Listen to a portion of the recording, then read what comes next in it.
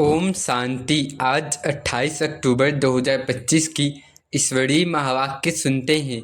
आज बाबा ने कहा कि मीठे बच्चे, तुम्हें संगम पर सेवा करके गायन लायक बनना है, फिर भविष्य में पुरुषोत्तम बनने से तुम पूजा लायक बन जाओगे। प्रश्न में बाबा ने कहा, कौन सी बीमारी जड़ से समाप्त हो तब बाप की दिल पर चढ़ेंगे। बाबा पूछ रहे हैं कि कौन सी बीमारी जड़ से समाप्त होगी तब बाप के दिल पर चढ़ेंगे। उत्तर में बाबा ने कहा, पहला कि देह अभिमान की बीमारी। इसी देह अभिमान के कारण सभी विकारों ने महारोगी बनाया है। यह देह अभिमान समाप्त हो जाए तो तुम बाप की दिल पर चढ़ो। दूसरा, दिल पर चढ़ना है तो विशाल बुद्धि बनो, ज्ञान चिता पर बैठो, रूहानी सेवा में लग जाओ और वाणी चलाने के साथ साथ बाप को अच्छी रीति याद करो। गीत है, जाग सजनिया जाग। ओम शांति। अब हम सुनते हैं मुरली की मुख्य पॉइंट्स। पहला है परम पिता शिव बाबा का आगमन, पराये तन में प्रवेश। बाबा कहते हैं कि मुझे पुराने तन में आना पड़ता है क्योंकि अपना तन तो नहीं है। शिव बाबा का तो अपना कोई तन नहीं है।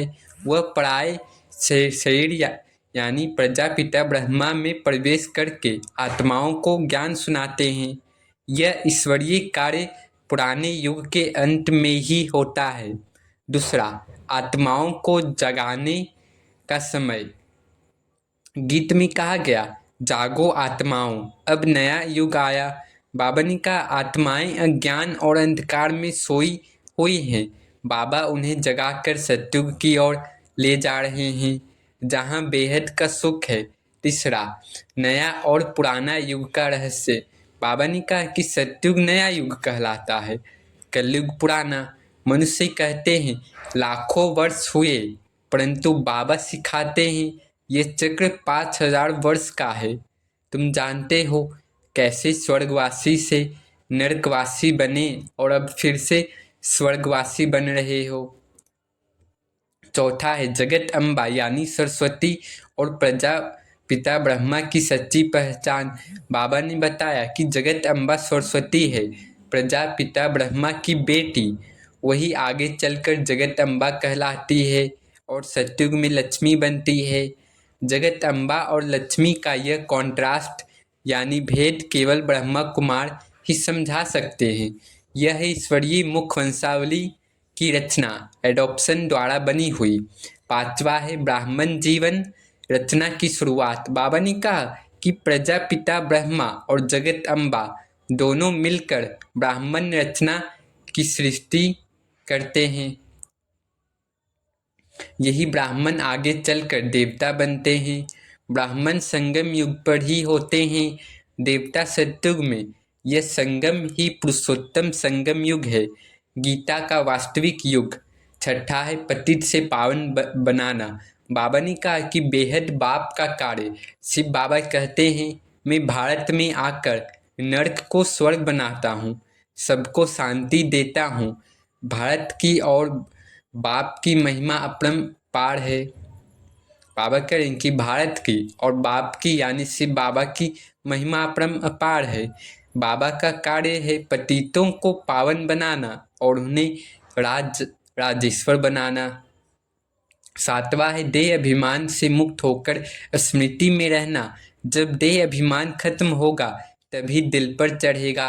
आत्मा को ब्रह्म में लीन होने की आवश्यकता नहीं, ब्रह्म में लीन होना असंभव है, सिर्फ याद में रहना ही सच्चा योग है।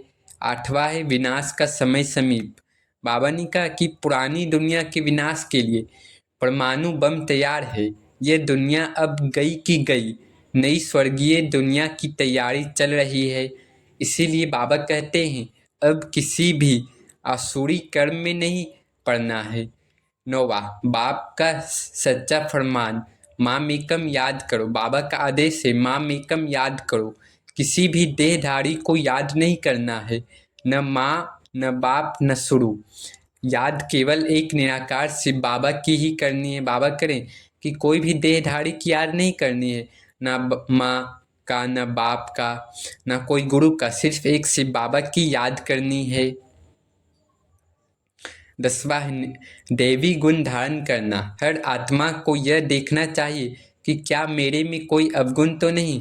बाबा कह रहे हैं कि हर आत्मा को देखना चाहिए कि क्या मेरे में कोई अवगुण तो नहीं।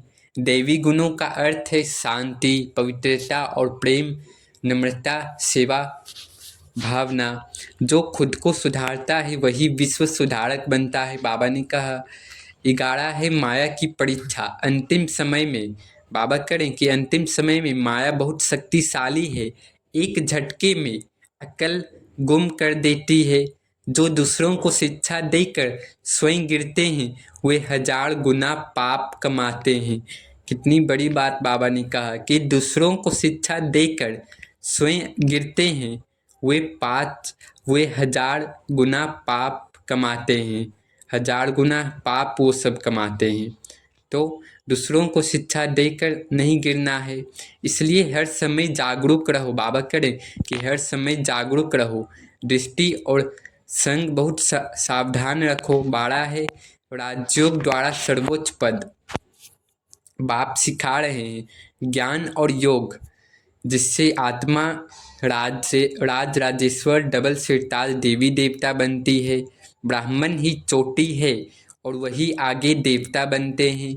यह ज्ञान सागर बाप की पढ़ाई है जो मुक्ति और जीवन मुक्ति दोनों दिलाती है।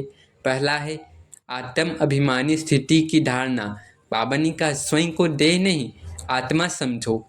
देह अभिमान की लहर जैसे ही आए तुरंत बाबा की याद से स्वयं को स्थिर करो। जब आत्म अभिमानी दृढ़ होगा तभी सच्चा योग और शक्ति का अनुभव होगा। अब धारणा पॉइंट से वो सुनते हैं। पहला है पवित्रता की धारणा। बाबा कहें कि पवित्रता की धारणा अपने में धारण करनी है और कभी भी कोई विकार की बात कानों से न सुनो। और इसलिए दृष्टि शब्द और संकल्प सब में पवित्रता रखो। यह ईश्वरीय परिवार की पहली और सबसे ऊंची पहचान है। और बाबा ने कहा कि देवी गुणों की धारणा हो। और तीसरा है बाबा के निर्देशन में चलने की धारणा। हर कार्य से पहले पूछो क्या यह कार्य बाबा को पसंद होगा या बाप की श्रीमत पर चलना ही सच्चा ईश्वरीय पालन है। 5वां है सेवा में विशाल बुद्धि की धारणा। सेवा में विशाल बुद्धि की धारणा लानी है अपने में। सेवा के समय यह न समझो कि मैं करता हूँ। याद रखो बाबा करवाते हैं, मैं निमित्त हूँ। इससे अहंकार मिटता है और सच्ची सफलता मिलती है। अब नशा चढ़ाने वाले पॉइंट्स हैं। पहला है ईश्वरीय शिक्षक का नशा। बाबा ने कहा कि स्वयं शिव बाबा हमें साक्षात राजयोग सिखा रहे हैं। इस बात का गर्व नहीं बल्कि आनंदमय नशा हर क्षण बना रहे।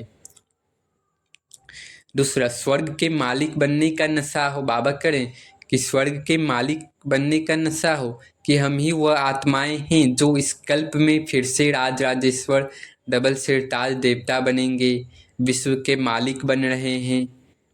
यह स्मृति ही सच्ची रूहानी नशा है। तीसरा है पावन बनने का नशा।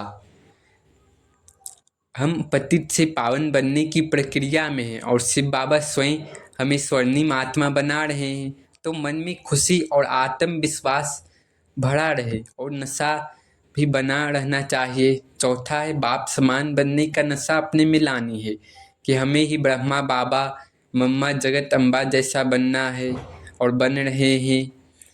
तो ये सबसे ऊंचा नशा है, बाप समान बनना, देवी स्वरूप बनना। 5वां है ज्ञान और योग की शक्ति का नशा अपने में धारण करनी है। जब भी कमजोरी महसूस हो तो स्मरण करो हम वह आत्माएं हैं जो ज्ञान और योग से संसार को परिवर्तन कर रही हैं।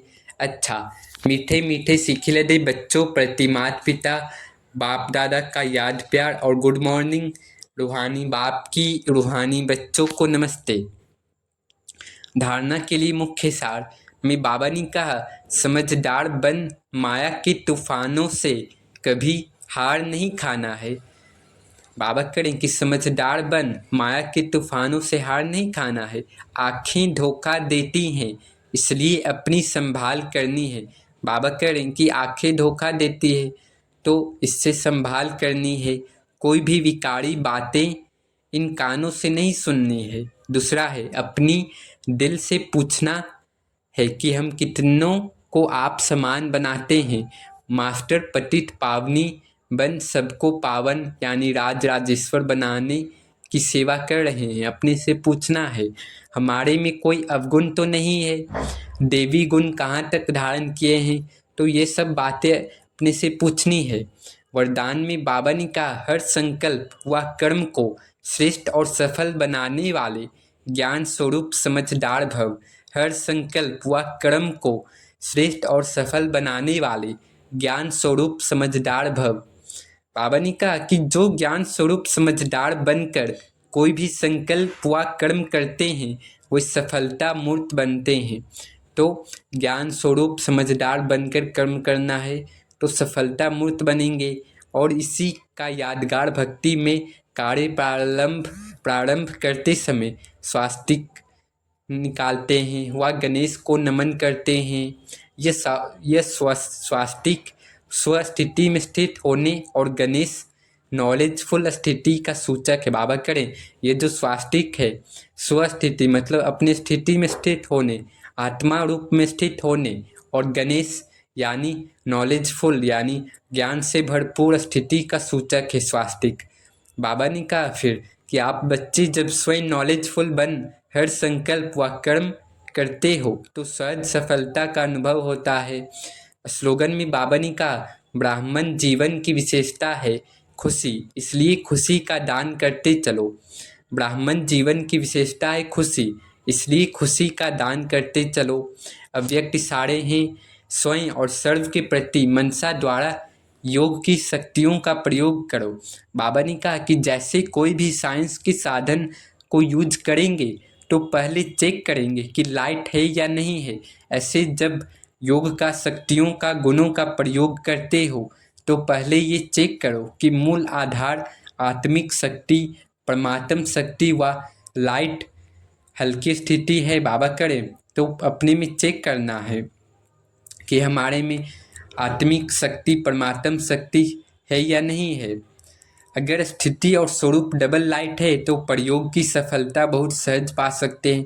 बाबा ने कहा अगर आपकी स्थिति और स्वरूप डबल लाइट है तो सफलता सहज ही मिल जाएगी। अच्छा, ओम शांति ओम शांति ओम शांति।